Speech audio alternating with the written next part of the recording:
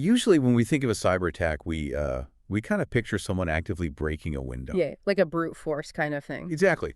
But what happens when the intruder has already, meticulously mapped out exactly who you are, like down to the lint in your pocket so they don't even need a key to bypass your locks? They just walk right in. Yeah. So welcome to Calm Coding. This is your weekly cybersecurity podcast covering the latest news and stories.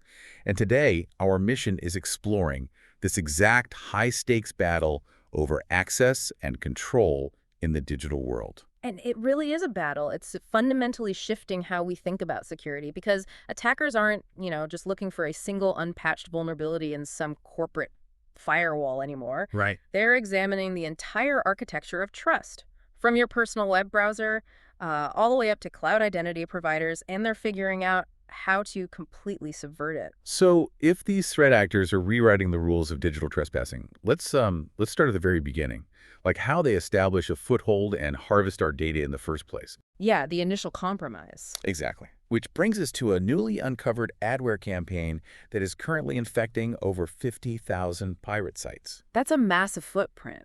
It is.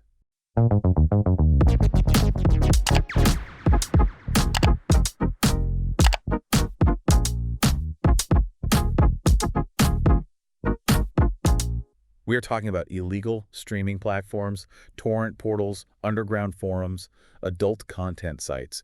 If you are going to those corners of the web for free content, you're paying a massive hidden price. Okay, let's unpack this because the way this malware operates is just completely insidious. It really is. The second the user lands on one of these infected pages, the adware drops a hidden JavaScript tag. It doesn't even wait for you to, click a fake download button or engage with the page at all. No, it doesn't need you to do anything. Right. It just starts building a persistent visitor ID instantly. And what's fascinating here is the mechanism they're using. Because when most people hear web tracking, they naturally think of traditional tracking cookies. Sure, like those little files your browser saves so a website remembers your shopping cart. Exactly, or your login session. But this group goes so much deeper to bypass cookie blockers entirely.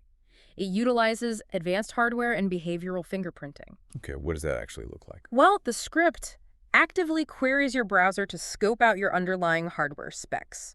So it looks at, how many CPU cores your machine has, how much RAM is available, your exact operating system version, and what specific plugins you have installed. Wow. It even checks for motion signals. Wait, motion signals, you mean like the sensors on a smartphone? Yes. If you are on a mobile device, the script actually verifies the availability and the data coming from your device's accelerometer and gyroscope. It is just wild to me that a web browser even allows a random hidden script on a torrent site to ask, hey, does this phone have a gyroscope? Oh, I mean, the browsers kind of have to expose those APIs for legitimate web development. Oh, right, for like browser games and stuff. Exactly. Web applications need that sensor data for games or optimizing video playback orientation or, rendering 3D environments. But here, those legitimate APIs are just being weaponized. That makes sense. By pulling all of these data points together, they generate a unique fingerprint that has incredibly high entropy. Let's define that really quickly for the audience. When you say high entropy in this context, you mean the fingerprint is mathematically distinct, right? Exactly. The combination of your specific CPU cores, your RAM allocation, your screen resolution, and your installed plugins, it creates a data profile so specific that the mathematical chance of another device having that exact same combination is virtually zero. That's terrifying. They can identify your specific device out of millions without ever needing to drop a single cookie on your hard drive. And I was reading that it even uses favicon checks to see if the user is currently logged into YouTube. Yeah, the check your active sessions. It's sort of like a nightclub bouncer. Only this bouncer doesn't just check your ID at the door. He inspects the exact wear pattern on the soles of your shoes, counts the number of keys on your keychain, and notes that you have a specific receipt in your wallet. Right. Also, he can recognize you with absolute certainty the next time you walk by, even if you're wearing a disguise. That is a perfect way to visualize it. And the thing is, they aren't just identifying you, they are profiling you for future attacks. What do you mean? Well, the script specifically checks to see if your browser has injected crypto wallets installed, like MetaMask, for example. Oh, wow. Yeah, they want to know if you are a lucrative target for a customized credential theft later down the line. I hear that, but wait, shouldn't modern ad blockers stop this instantly? I mean, that is the entire reason tech-savvy people install them, right? To stop malicious scripts from loading on these exact types of sketchy websites. You would think so. And traditionally, an ad blocker would catch the domain serving the script, reference it against a known block list, and just shut it down. But the developers behind this campaign are actively evading that. The malware actively hunts for the presence of ad blockers in your browser. It hunts for the blocker itself. Yep. If it spots one running, it dynamically switches to a proxy bypass mechanism on the back end. And with a bit of a dark developer humor, the hackers literally named this bypass mechanism Ad Block Proxy Super Secret in their code. Wow. You have to appreciate the audacity, I guess, even if it is completely infuriating. So how does this super secret proxy actually work on the back end to defeat the block lists? It basically operates as an automated shell game. The proxy mechanism automatically generates at least 3 brand new, completely unique domains every 24 hours just to host the malicious scripts. So it's constantly moving targets. Exactly. Because the domains are constantly shifting, standard security block lists simply cannot keep up with the volume. By the time a security vendor analyzes a domain, categorizes it as malicious, and pushes that update to your ad blockers list, the malware has already abandoned that domain and moved on to a new one. That is incredibly frustrating. And to make matters worse, the malware is programmed to hide its behavior entirely if it detects a web crawler from a search engine. Oh, that is clever. Mm-hmm. So do Google search bots crawling the web to index pages. These infected pirate sites look completely benign. Right. The bots don't see anything wrong. They don't see the malicious JavaScript, which allows these sites to maintain their high search rankings and lure in a constant stream of new victims. So if the ad blockers are being outsmarted by this proxy shell game, what is the actual move here for the folks listening? The real kind of aha moment here is recognizing that the perimeter is behavioral, not just technical. Right. Stay out of the bad neighborhoods. Exactly. The most effective mitigation is simply avoiding those digital dark alleyways. Pirate streaming and torrent sites just have a fundamentally higher risk profile. Makes sense. But on a technical level, you need to configure your browser to use strict tracking protections. Universally reject all push notification requests, which is a massive vector they use to re-engage your browser, and just keep your software constantly updated, because the browsers are trying to fight back. Right. Browser developers are in a perpetual cat-and-mouse game to restrict how much of that high-entropy data these scripts can gather, so staying updated patches those specific data leaks. Okay, so if these scripts are quietly harvesting consumer credentials, mapping out installed crypto wallets, and building these high-entropy device fingerprints at scale on the open web, where are those credentials actually being deployed? That's the real danger. Yeah, that brings us to the perimeter of massive corporate networks, where threat actors are taking those exact harvested passwords and firing them at enterprise targets, which leads us to a staggering password spraying campaign that recently hit Microsoft 365 accounts. It was an absolutely unrelenting attack. Between June 12 and June 26 of this year, threat actors hammered Microsoft 365 environments with 81 million login attempts. 81 million. I mean, it is a phenomenal amount of noise and brute force pressure. And out of those 81 million attempts, the hackers successfully compromised 78 accounts across 64 different organizations. Which is all it takes. Yeah. Exactly. 78 might sound like a tiny fraction compared to 81 million, but it only takes one compromised corporate account to facilitate a devastating ransomware deployment or, a massive data breach. Absolutely. But I am stuck on one detail here. If these are massive organizations, surely they had multi-factor authentication turned on. My own personal bank won't even let me log in without texting me a code. So how on earth are hackers just walking right past the security guards? That is the exact assumption the attackers are banking on you making. Okay. It comes down to a fundamental misunderstanding of how complex cloud architecture actually works in practice. MFA is not like a simple on and off switch that blankets the entire organization. It's more complicated than that. Much more. It is a complex web of policies. In this case, the attackers bypassed interactive MFA entirely by exploiting improperly implemented conditional access policies. Okay. They used an older OAuth mechanism known as ROPC. ROPC, Resource Owner Password Credentials. Let's break down the mechanics of that. Why does ROPC allow a bypass? To understand the bypass, you have to look at how the authentication flow actually works. Usually, when you log into a modern application, you type your password, the system pauses, it sends a prompt to your phone, you approve it, and then the server hands your browser an access token. Right, that's the standard interactive flow. Exactly. But ROPC is fundamentally different. It is a non-interactive flow designed for legacy applications that literally do not have a user interface to display a web prompt. Oh, I see. With ROPC, the application takes your username and password and sends it directly to the token endpoint on the back end. Because it is designed specifically to be non-interactive, it cannot support a modern MFA prompt. So no pop-up on your phone? None. It sends the credential, and if the credential is valid, it just receives the access token. Wow. So the attackers essentially found the one service door in the building that doesn't even have a mechanism for checking a secondary ID badge. That's a great way to put it. They used the stolen credentials from the open web, pointed them directly at the specific ROPC token endpoint using the Azure command line interface, and just bypassed the interactive MFA entirely. Precisely. And this raises an important question about how companies are actually configuring their security. The tools to secure these endpoints exist, but human error in configuration is almost always the weakest link. Yeah, misconfigurations are deadly. The security firm that analyzed this 81 million attempt attack found a myriad of configuration failures across those 64 breached organizations.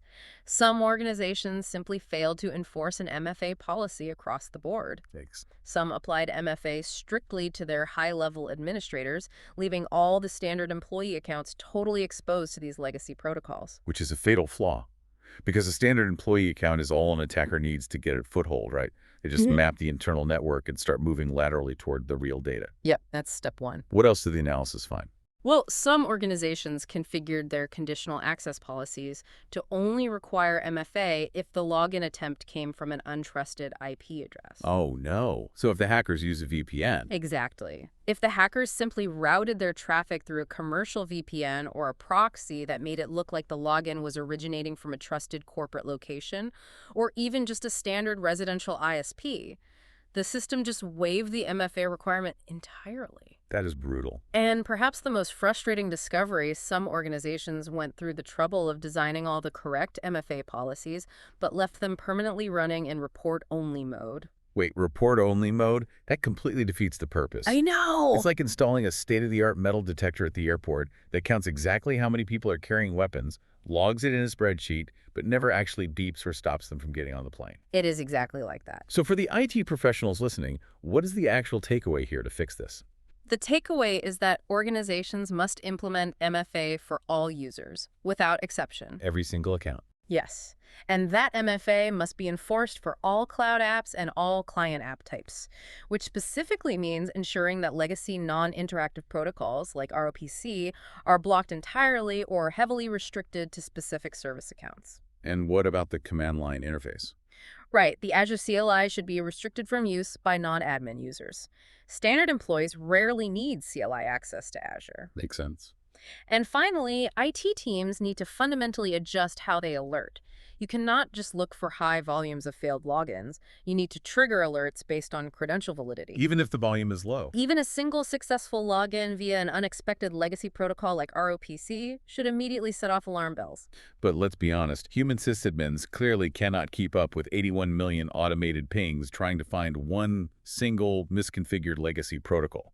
Humans are just struggling to defend against the sheer scale of these rapid automated attacks. It's too much data for a person to parse. Right. So the logical evolution is automating our defenses, deploying an AI shield to monitor those Azure endpoints around the clock. But here's where it gets really interesting. As our final story shows, the government is getting incredibly nervous about who actually holds the keys to that AI shield. The landscape is shifting dramatically right before our eyes. We are moving from a world where AI is viewed as like a fascinating software tool to a reality where AI is regulated as a matter of critical national security. Exactly. So let's talk about the incredible drama surrounding Anthropic and their new AI models. On June 9th, Anthropic released a model called Fable 5. Right. Now, Fable 5 is actually a restricted, carefully fine-tuned version of their much more advanced internal model called Mythos 5. Which is very powerful. Yeah. And when they released Fable 5, Anthropic specifically touted its built-in safety guardrails. They stated it was designed to actively prevent cybersecurity misuse while still remaining useful for developers. But just 3 days later, on June 12th, the U.S. government abruptly stepped in and hit Anthropic with a formal export control directive. It was an unprecedentedly swift regulatory action. The government suspended access for foreign nationals over severe national security concerns. Just locked it down. Yeah, and because of how deeply integrated cloud-based AI models are distributed, Anthropic couldn't easily compartmentalize that access geographically on the fly, so it effectively forced them to disable Fable 5 for absolutely everyone. And the government's core fear here was the potential for a jailbreak. Exactly. And to understand the government's panic, we need to understand how an AI jailbreak actually functions technically. It isn't just a hacker typing, write me a virus. The models are explicitly trained to refuse that prompt. Correct. The safety layers catch that immediately. Attackers use adversarial prompting techniques. They use methods like token smuggling, where malicious instructions are fragmented and hidden within seemingly benign text. Like hiding a message in a puzzle. Yeah. Or they build complex, hypothetical role-playing frameworks. These techniques are designed to bypass the internal safety weights of the neural network, tricking the model into a state where it believes it is simply participating in a fictional academic exercise rather than executing a real-world task. And once they are past that safety layer, Once that layer is bypassed, the AI can be commanded to generate highly sophisticated polymorphic malware. let's make sure we're defining that for everyone, polymorphic malware is essentially malicious code that constantly mutates. Exactly. It is malware that actively rewrites its own code and changes its identifying signature every single time it infects a new system or executes a new process. Which makes it a nightmare to catch. It makes it incredibly difficult for traditional signature-based antivirus software to detect and stop it.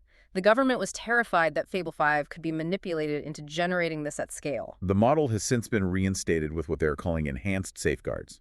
And Anthropic publicly tried to smooth things over by calling the whole event a misunderstanding. But it certainly didn't look like a misunderstanding from the outside. It looked like a major flex of regulatory muscle. We connect this to the bigger picture. The Fable 5 shutdown is a watershed moment in technology regulation. It proves that frontier AI models are no longer being treated as basic software updates. They are now being viewed by the federal government as strategic national technologies. Almost on par with weapons systems. Literally almost on par with advanced cryptography or weapon systems. And this is not an isolated incident. We saw similar caution recently when OpenAI's rollout of GPT 5.6 was delayed specifically to allow for U.S. government early access, vetting, and red teaming by approved national security partners. But here is the fascinating irony of this entire situation. On one hand, you have the federal government slamming the brakes on Fable 5, terrified that hackers might use it to generate polymorphic malware. Right.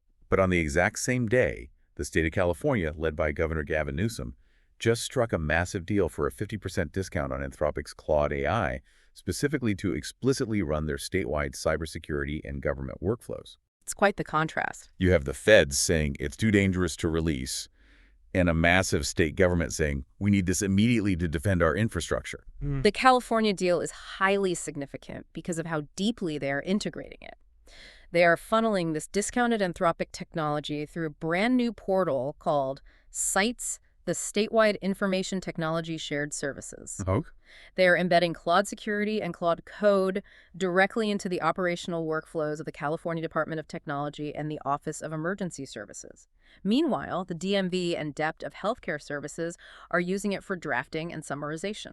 And how exactly does Claude Security solve the problem we were just talking about with the Microsoft 365 attacks? It all comes down to processing speed and pattern recognition. Think about those 81 million ROPC login attempts. A human sysadmin is going to suffer from massive alert fatigue. We'll just tune it out. Right. They might just see a generalized spike in network traffic and miss the crucial nuanced detail hidden in the logs. But Claude, operating natively at machine speed, ingests that massive stream of raw telemetry data. It can read it all instantly. It instantly recognizes the specific, anomalous pattern of an ROPC request originating from an unusual command line interface. It correlates that single request with real-time global threat intelligence, recognizes the bypass attempt, and can automatically sever the connection to that token endpoint before the attacker ever receives an access token. So it acts as an autonomous shield. Exactly. But let me challenge this dynamic for a second. Yeah.